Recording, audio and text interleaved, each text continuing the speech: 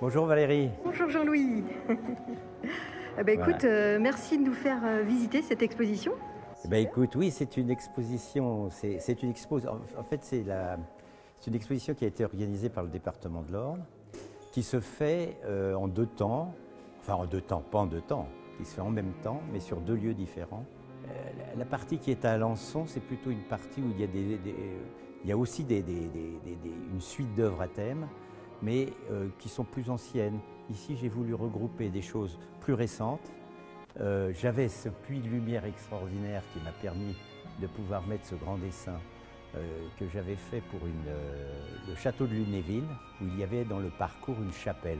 Cette chapelle était bien sûr difficilement utilisable pour accrocher des tableaux, donc j'avais eu l'idée de faire un grand dessin central au milieu de la chapelle. Voilà, alors c'est une chute de phaéton. Ce qui me permettait, c'était à une époque où j'essayais, d'ailleurs on va le voir à plusieurs reprises, c'est une époque où j'essayais de réintégrer un peu des personnages à mes dessins de chevaux. Voilà. Et ça, c'est un thème, bien sûr, où je pouvais utiliser un personnage.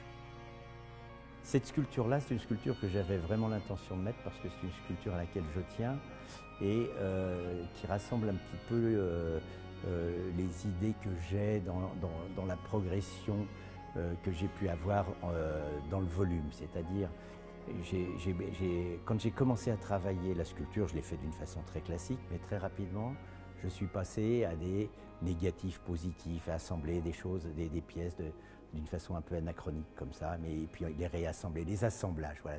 Les assemblages comme les séries, ce sont des choses qui m'intéressent. Il y a quelques années, moi je travaillais plutôt la terre, le plâtre, la pierre, j'ai fait beaucoup de choses en bois, des choses comme ça. Et puis je me suis orienté vers le métal parce que j'avais envie de découvrir une nouvelle technique.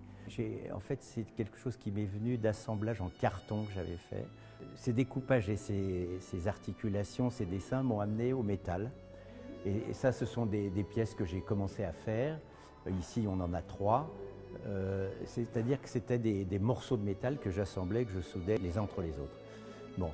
Et dans la réalisation de ces sculptures, pour avoir des raccourcis techniques, j'ai découvert le pliage. C'est-à-dire que je me suis dit, ce morceau de métal, c'est idiot de le scinder en deux, de le souder, etc. Donc j'ai plié des morceaux de métal. Et ça m'a amené justement, tout d'un coup, ça m'a ouvert un champ d'expérience. Voilà un pur pliage, c'est-à-dire que là, en fait, ce sont 2 morceaux de tôle sur lesquels j'ai dessiné et ensuite découpé et plié pour créer un volume. Hein. Alors ça, c'est quelque chose d'extrêmement excitant parce que dans ces recherches, donc c'est du dessin, du découpage, etc. Et ça m'amène à découvrir des tas de formules à partir d'un même découpage, d'un même dessin.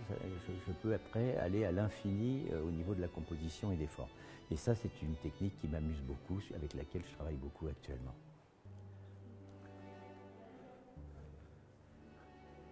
Bon, ça, c'est un dessin qui a quelques temps.